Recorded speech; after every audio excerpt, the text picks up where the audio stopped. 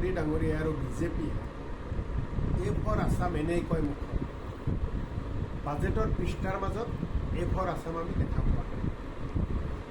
বানপানীৰ সময়ত জীৱন সম্পত্তি নষ্ট হয়, মানুহৰ মৃত্যু হয়, কিমান মানুহে গৃহহীন হয়।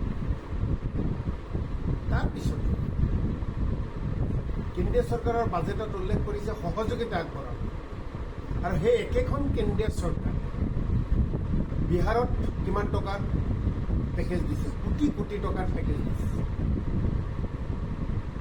গতিকে এজন অসমবাসী হিচাপে, এজন অসমীয়া হিচাপে দুখ পাইছোঁ বা বেয়া লাগিছে। ইয়াৰে চৰকাৰখনে, অসমৰ চৰকাৰখনে বা বিজেপি দলে ডাবল ইঞ্জিনৰ চৰকাৰ,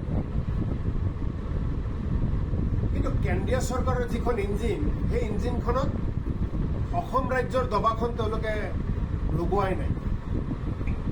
গতিকে অত্যন্ত আজি অসমৰ কাৰণে অত্যন্ত দুৰ্ভাগ্যজনক এটা দিন যে কেন্দ্ৰীয় চৰকাৰৰ বাজেটত একো নাই অসমৰ কাৰণে।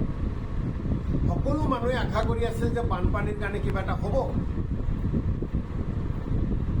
কিন্তু আমি পূৰ্বে অনুমান কৰিছিলোঁ যে তেওঁলোকে একো নিদিয়ে। কাৰণ বানপানী ইমান গ'ল, না কেন্দ্ৰীয় চৰকাৰৰ এজন মন্ত্ৰী আহিল, না কোনো বিষয়া কৰ্মচাৰী আহিল, না কোনো প্ৰতিনিধি দল আহিল, কোনেও অহা নাই, কোনো ৰিপৰ্টেই নাই। ৰাজ্য চৰকাৰে যি ৰিপৰ্ট পঠাইছে তাক গুৰুত্বই দিয়া নাই।